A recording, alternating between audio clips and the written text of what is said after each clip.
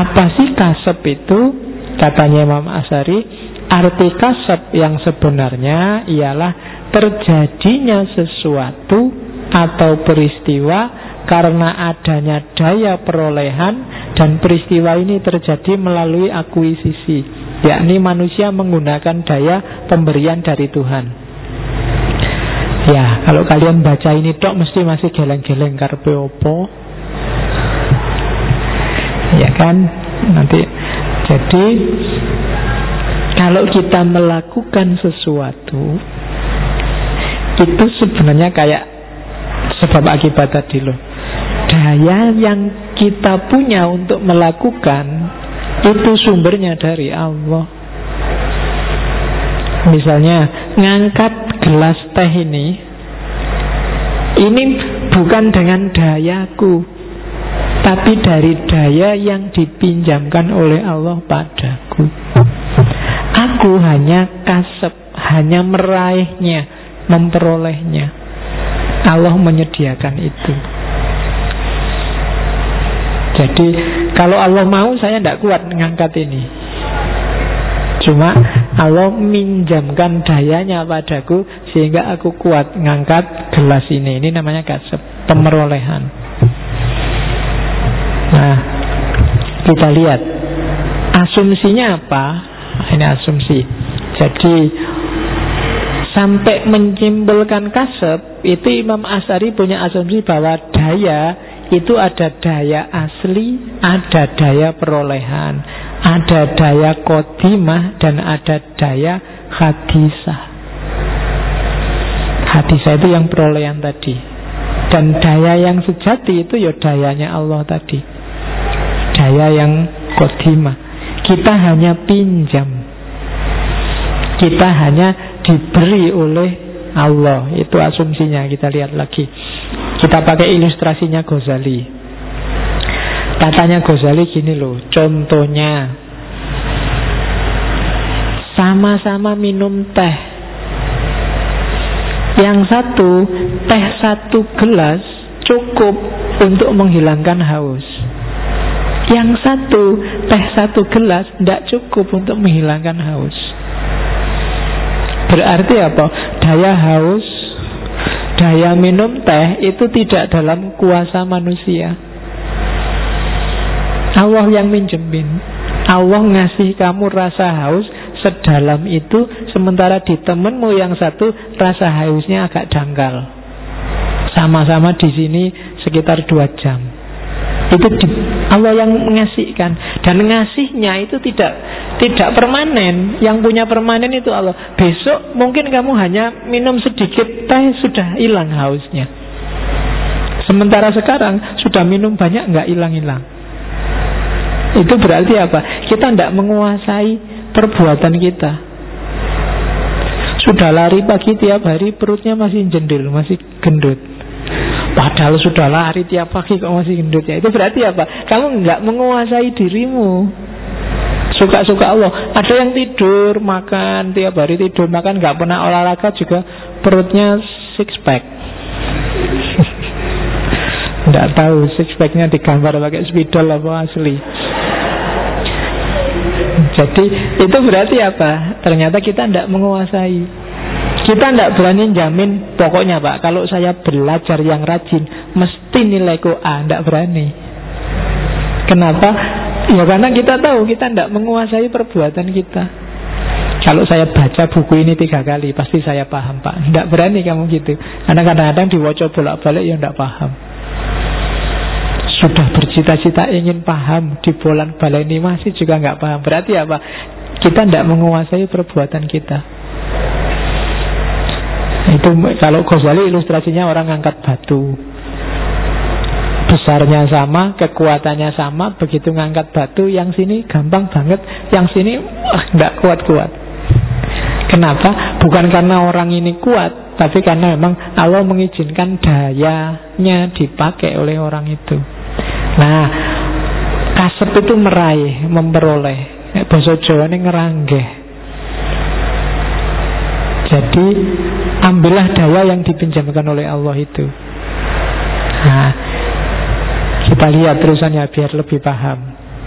Loh, kalau gitu berarti manusia nggak bebas. Katanya Mas Ri, bebas. Manusia itu bebasnya di mana? Bebasnya dimilih. Sekarang ngaji ini kita hentikan sekarang apa nunggu jam 10? Itu kita bebas milih. Tapi bebas milih itu tidak menghasilkan perbuatan. Begitu kita mau pulang beneran, itu butuh daya dari Allah.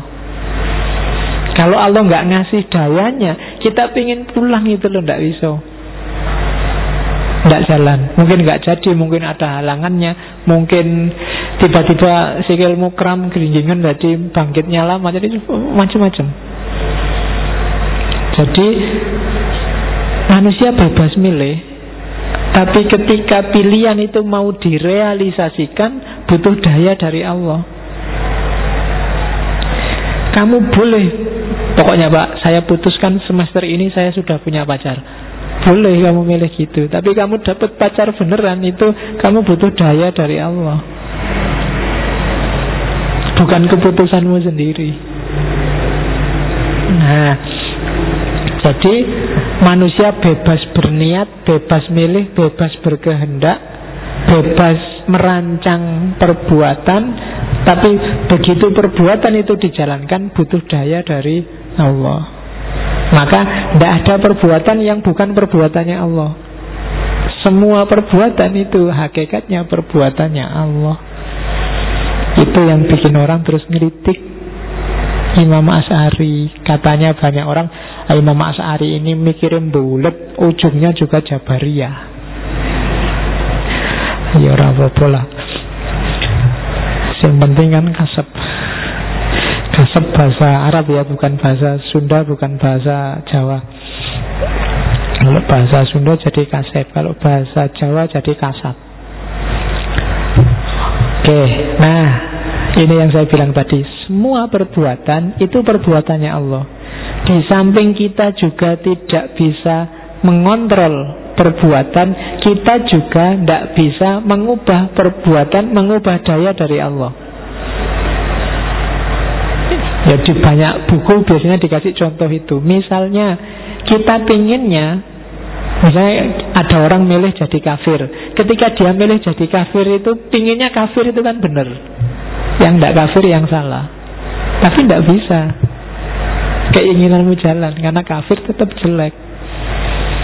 Ketika kamu milih mukmin, pengenmu jadi orang mukmin yang baik itu, yang santai, yang tidak usah macam-macam, pokoknya dapat.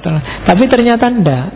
Beriman itu syaratnya harus serius, sahabat, sholat, zakat, puasa, panjang ceritanya. Berarti apa? Kita tidak bisa ngontrol perbuatan kita. Maumu kan, saya pengen ngaji terus Pak sampai jam 1:30 tanpa ngantuk, tidak bisa kan? Berarti apa? Kita tidak bisa ngontrol perbuatan. Kalau kita nggak bisa ngontrol, berarti yang nyetir siapa? Allah. Yang punya daya sejati itu Allah. Karepmu sih belajar terus, ternyata tidak bisa, ada jalanannya. Tidak usah menyesal, karena memang kita tidak punya daya. Yang punya daya itu Allah. Semua perbuatan itu perbuatannya Allah.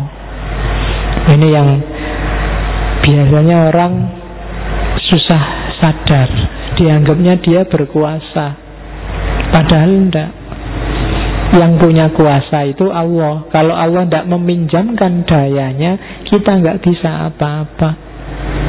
Makanya di banyak kasus kan banyak kiai bilang, carilah ridhonya Allah. Karena kalau Allah ridho, kamu dikasih dayanya. Kalau kamu dikasih daya, ya apapun yang kamu lakukan akan kejadian. Tapi kalau nggak dikasih daya, ya nggak kejadian. Semuanya penguasanya Allah. Oke. Nah, jadi cuma saya tambah satu sebelum ngomong keadilan. Daya yang dimaksud ini untuk tindakan yang sifatnya pilihan, katanya Imam Asy'ari, bukan tindakan involunteer. Apa sih tindakan involunteer itu? Gini loh, Kalau kamu kena AC itu, terus badanmu greges. Greges ini involuntir, ini bukan pilihan. Sama-sama penentunya Allah, tapi ini bukan pilihan. Ini nggak masuk hitungan kasab, bukan daya perolehan, karena otomatis. Tapi kalau kita akhiri saja ngajinya sekian, ini pilihan, keputusan kita. Ketika kamu gerges kan kamu nggak bisa memutuskan, mbok saya nggak usah gerges, kan nggak bisa, di luar dayamu. Maka ini bukan pilihan bebas, nggak ada hubungannya sama manusia, bukan pilihan manusia. Sebenarnya ini teori yang menunjukkan bahwa tidak ada orang yang bebas secara hakiki, dia menentukan nasibnya sendiri A sampai Z. Buktinya kamu nggak menguasai bahkan perbuatanmu sendiri. Bahkan kayak tadi yang involuntir itu kan kita nggak menguasai. Kamu pinginnya sehat terus, ternyata ya sakit juga.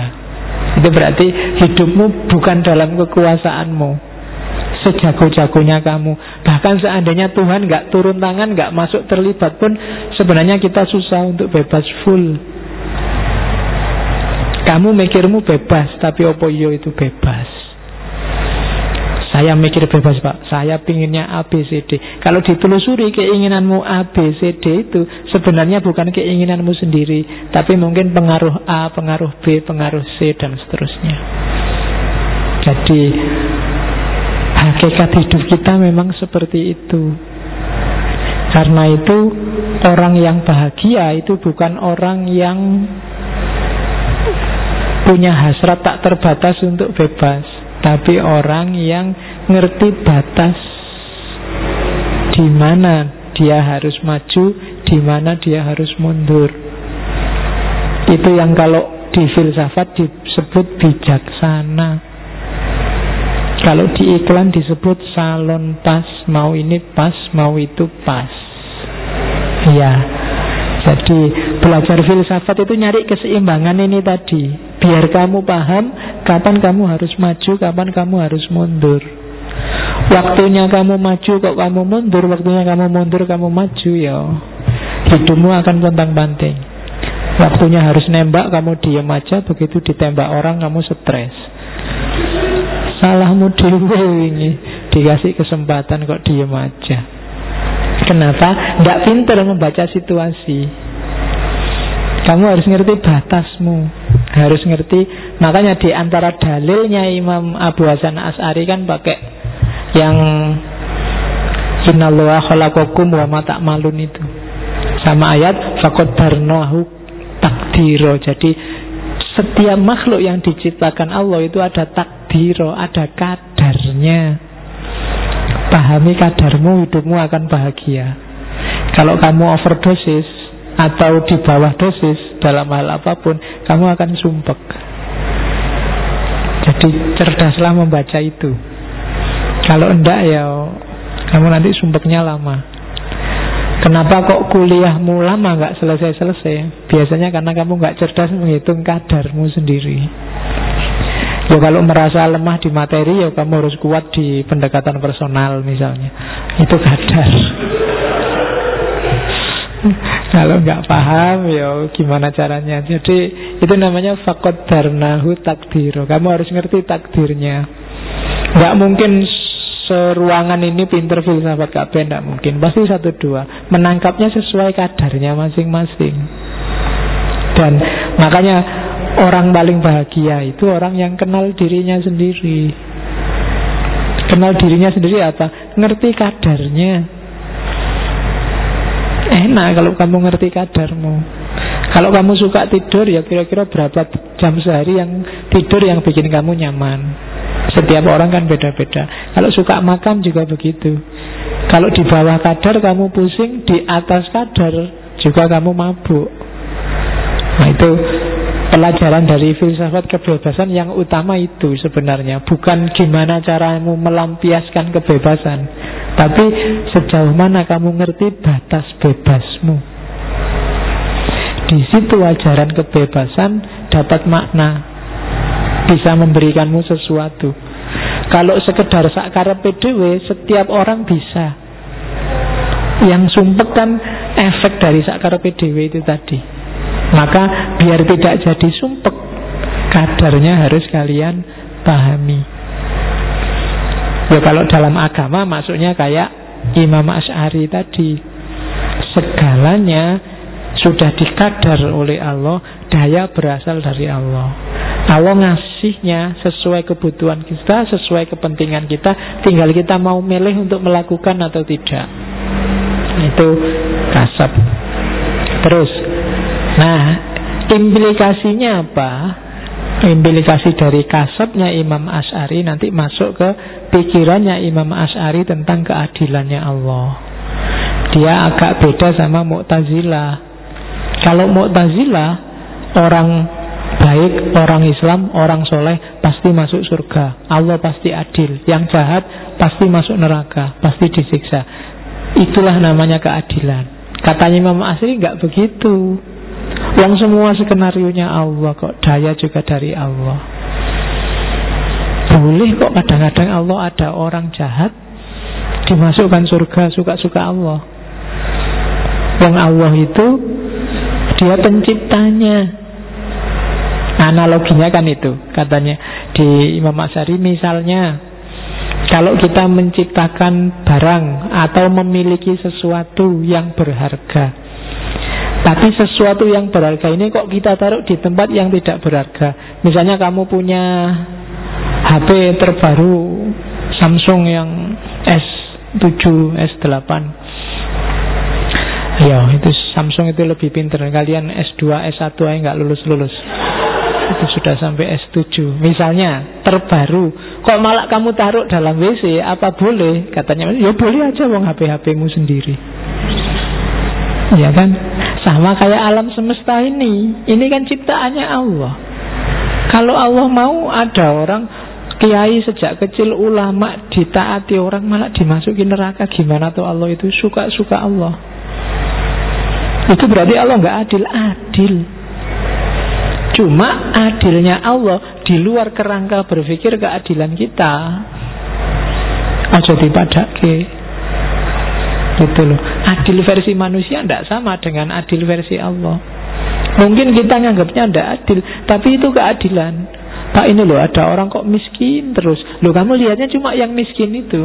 Mungkin kamu lihat di skala yang lebih luas, justru miskin ini penting. Loh, kalau tidak ada orang miskin, kamu sedekah kemana? Kalau nggak ada orang miskin, menteri sosial, menteri pemberdayaan itu kerjanya apa? Kalau nggak ada orang miskin, mana siapa yang mau jadi buruh, siapa yang mau ada penting. Jadi kamu nggak boleh menggugat keadilan Allah. Allah pasti adil. Hanya saja mungkin kita seringkali terlalu egois, mikirin perspektif kita sendiri, tidak melihat perspektif yang lebih besar. Dan Allah itu berada di luar perspektif manusia. Allah ngerti, dia punya skenario sendiri. Ya kan? Ya kayak tiba-tiba kayak ceritanya Nabi Musa sama Khidir itu kan. Ada anak kecil gak ngapa-ngapain, lagi main-main di luar, tiba-tiba dibunuh. Oh, itu kejahatan luar biasa. Kalau ada KPAI itu langsung, ya kan? Anak kecil gak ngerti apa-apa tiba-tiba dibunuh. Tapi kan kalau ilmu kita kayak Khidir, ngerti ke depannya kayak gimana, kita, oh iya ya wajar ya dibunuh. Sudah ditumpangi orang, naik kapal, di tengah jalan kapalnya malah dilubangi. Tidak tahu terima kasih, tidak masuk akal itu. Ya kan, tidak adil dia. Bayar aja enggak, dikasih tumpangan malah ngerusak. Itu kan, mikir kita sempit sebatas itu. Tapi kalau jangkauan wawasannya jauh, kita baru ngerti, oh ya malah selamat yang dilubangi tadi. Itu baru sedikit itu. Sementara Allah karena dia menciptakan, wawasannya ad-dunya wa ma fiha. Jadi dia lebih ngerti. Jadi kalian gak usah ngenes, Pak saya itu gimana ya Allah itu ya, sudah miskin, jelek, bodoh, terus wah susah Pak saya itu, Allah gak adil. Kan kamu sering gitu loh. Lihat di skala yang lebih luas. Jangan-jangan itulah keadilannya Allah. Justru kamu yang kayak gitu jadi perhatian. Kalau wajahmu standar kayak yang lain dicuekin, tapi kan unik kan, eksotis loh kamu. Beda sama yang lain kan gitu. Jadi itulah keadilannya Allah. Itu loh. Itu pikirannya Imam Asy'ari. Jadi mungkin besok ada orang jahat tapi dimasukkan surga sama Allah. Allah yang lebih tahu. Itu tetap adil. Allah ngerti skenarionya. Itu kan kayak humor, ada sopir bis yang dimasukkan surga duluan dibandingkan kiai. Karena sopir bis itu banyak bikin orang ingat sama Allah, sementara kiai bikin orang lupa. Karena kalau kiai ceramah, orang ngantuk. Sementara kalau sopir bis lagi ugal-ugalan, orang istighfar semua. Jadi dia masuk surga duluan. Loh, itu kan jangan-jangan Allah mikirnya juga sejauh itu. Jadi ini sopir bis harus masuk duluan, ini bikin orang istighfar terus tiap hari. Oke, itu keadilan Allah. Terakhir, menurut saya yang menarik ideologinya Asy'ari ini, termasuk yang kasep, adalah kita beragama harus optimis, jangan putus asa. Merasa banyak dosanya, tenang aja. Masih ada kemungkinan selamat. Yang penting kita mukmin. Pak, dosa saya nggak tertanggungkan, Pak, gampang. Masih ada 3 peluang. Yang pertama, Allah itu Maha Pengampun. Bisa kok kita nanti diampuni oleh Allah. Apa sih susahnya Allah mengampuni? Allah tidak kurang apa-apa dan tidak. Kita dimasukkan neraka juga Allah nggak rugi apa-apa, juga tidak untung apa-apa. Jadi semuanya serahkan pada Allah, katanya Imam Asy'ari. Yang kedua, masih ada kemungkinan kita ditolong oleh Rasulullah, dapat syafaat. Maka pinter-pinterlah ngerayu Rasulullah. Dekati mulai sekarang, banyak-banyak baca sholawat, kan gitu. Karena ada kemungkinan gitu. Karena kalau Rasulullah yang ngomong, Allah itu tidak mungkin bisa bantah. Ya kan, kekasihnya, pacarnya. Kayak kamu aja yang pacarmu ngantuk-ngantuk disuruh jemput, kan kamu paksain jemput. Apalagi Allah sama Rasulullah. Jadi tenang, masih ada kesempatan. Yang terakhir, saat pesan-pesannya, ya mungkin kamu nanti mampir di neraka sebentar. Jangan khawatir, sebentar aja kok.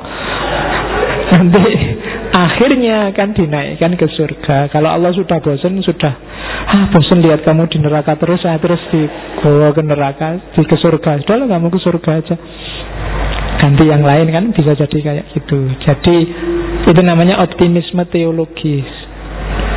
Jangan gampang ngafir-ngafirkan orang, bid'ah-bid'ahkan orang, nyalah-nyalahkan orang. Jangan-jangan yang kamu salah-salahkan itu besok duluan, karena diampuni dulu sama Allah. Wah, dosamu habis, jangan-jangan kamu memang kafir, tapi karena dicaci maki terus, dosa kafirmu entek. Jadi langsung diampuni. Sementara yang bagus, yang tiap hari mencaci maki, kualik malahan, dia dapat banyak. Jangan-jangan kamu orang bener, orang lurus, tapi kok ya tiap hari caci maki, kualik sekarang. Kamu disuruh mampir dulu di neraka. Itu optimisme teologis. Maka ini sebenarnya ajaran moralnya Asy'ari. Ketemu siapapun, termasuk para pendosa besar, jangan merendahkan, mencela, karena dia masih bisa selamat. Yang enak kan kayak Syekh Abdul Qadir Jailani itu kan, ketemu siapapun posisikan dirimu di bawahnya. Kalau ketemu orang sesat, ya bayangkan, wah ini dia sekarang sesat, kalau besok tobat dia selamat. Sementara saya ini merasa benar, tapi besok kalau lupa terus tersesat, aku yang sesat. Kan bisa gitu. Kalau ketemu anak kecil, wah ini anak kecil dosanya masih sedikit, sementara aku sudah besar, dosaku banyak. Kalau ketemu orang lebih tua, wah ini lebih tua, pahalanya mesti lebih banyak, sementara aku masih muda, pahalaku masih sedikit. Ketemu orang pinter, wah ini orang pinter, amalnya mesti banyak, sementara aku masih bodoh. Ketemu orang bodoh, wah ini orang bodoh, kalau salah dia tidak ngerti, sementara kalau aku pinter, saya akeh salah, dosanya double. Jadi kamu tidak memposisikan dirimu di atas. Itu yang sebenarnya pesan moral dari optimisme teologisnya Imam Asy'ari. Oke, alhamdulillah sudah selesai kita dengan Abu Hasan al-Asy'ari, tokoh yang kontroversial juga dalam dunia teologis, karena di beberapa tempat dia dianggap tidak konsisten. Tapi saya bilang tadi, membaca Imam Asy'ari, perhatikanlah konteksnya. Dia sedang mengkritik siapa, melawan siapa. Tidak semata-mata kamu gandengkan pikirannya yang awal sama yang akhir. Sama kayak ngaji filsafat ini, kalau kalian jejer semua isinya ngaji, ya mesti banyak yang tabrakan. Kadang ngomong Ibnu Arabi, kadang ngomong Kalma, kadang ngomong Nietzsche, itu kan tidak karu-karuan isinya. Dan rasanya kok bener kabeh. Itu mungkin kalau kamu pingin janjane pikirannya Wak Faiz itu gimana ya, itu kamu bingung dewe mesti. Wong saya nggak pernah ngomong pikiranku sendiri kan. Tiap ini kan selalu jadi juru bicaranya orang-orang ini, siapapun orangnya. Ya kalau kamu jeli mungkin bisa narik dikit-dikit janjane perspektifku itu kayak gimana. Jadi itu untuk Abu Hasan Asy'ari. Tradisi kalam sudah untuk kebebasan. Minggu depan kita masuk ke tradisi tasawuf. Kita ketemu dengan Ibnu Arabi. Sesi terakhir kita untuk filsafat kebebasan, bulan Agustus. Nanti September temanya apa masih belum terbayang. Yos, semoga masih ada daya yang diberikan Allah untuk kita ngaji sakuate. Kan ini juga dayanya dari Allah. Kalau Allah nggak ngasih daya, ya mungkin kita tidak akan ngumpul di sini tiap malam Kamis. Nah, semoga daya itu diiringi keridhoannya, karena kalau Allah sudah ridho, apa-apa mesti lancar. Dan semoga kalau ada yang keliru dikit-dikit, Allah tidak marah, syukur-syukur ngasih pahala meskipun satu. Nah, salah kan dikasih satu sama Allah. Semoga Allah nggak lupa sama janjinya. Kalau salah dikasih satu, kalau benar dikasih dua. Oke, saya kira itu. Kurang lebihnya mohon maaf. Wallahul muwaffiq, wallahu a'lam bissawab, wal afu minkum. Wassalamualaikum warahmatullahi wabarakatuh.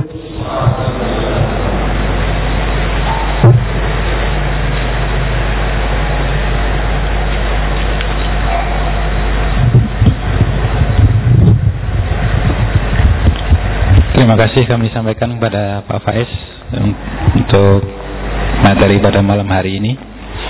Dan beberapa hal mungkin bisa kita ambil juga untuk praktek. Kalau misalkan teman-teman hatinya masih independen, masih sendiri dari kompatibilisme tadi itu. Kita akhiri mengaji kita malam hari ini dengan sama-sama membaca hamdalah bersama-sama. Alhamdulillahirabbil alamin. Kurang dan lebihnya kami mohon maaf. Akhiri, assalamualaikum warahmatullahi wabarakatuh.